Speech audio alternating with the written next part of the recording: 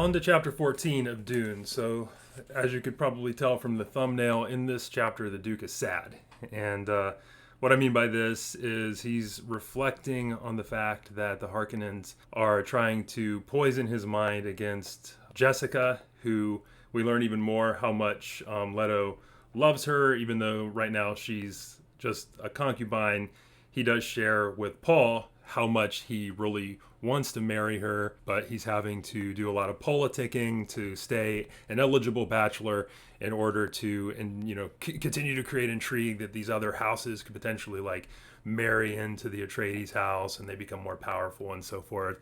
So he's basically lamenting the fact that he can't actually marry the woman he loves. Yeah, Leto's very sad because the Harkonnens are clearly trying to poison his mind against Jessica, and he has this little like poison thing sitting on the table ominously, and he's telling Paul how he hates to have to do what he's going to need to do, but he wants Paul to know so that Jessica will know the truth if all the things go bad, and I guess Leto dies. And yeah, I'll be honest, this chapter is leaving me a little bit confused because I'm not entirely sure Leto's intent with this poison thing he has sitting there. I think he's going to poison Jessica. I could be totally wrong, and we'll find out in further chapters to make it look like he actually did suspect her and tried to kill her, so he's not onto the fact that there's actually another traitor in his midst, because I know it's not Jessica at this point. We actually all know who it is again because the book told us, Dr. Yua. Anyway, I like the fact that I'm a little bit confused at the end of this chapter. I like that it did a lot of additional character development with Leto. Also gave a little more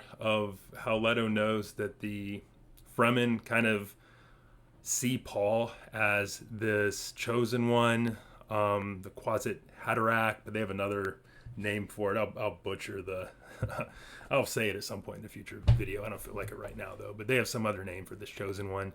And he's like, perhaps you could use this to your advantage at some point. It's like almost Leto's accepting the fact that he's a goner. And again, he's just really understandably bumming about all this. And Paul's trying to encourage him, let him know, like, hey, you're a great leader. You're doing your best, basically. But Leto's like, everything's falling apart. But at least and you know my true intent. Yeah, it kind of ends with him waiting for some ecologist, Leto waiting for some ecologist that he sent Thuffer to go fetch. So this is a short chapter. Again, I'm not entirely sure what Leto's got scheming. That builds the suspense for the next one. So I'm looking forward to it. Tell you more about it soon. Bye-bye.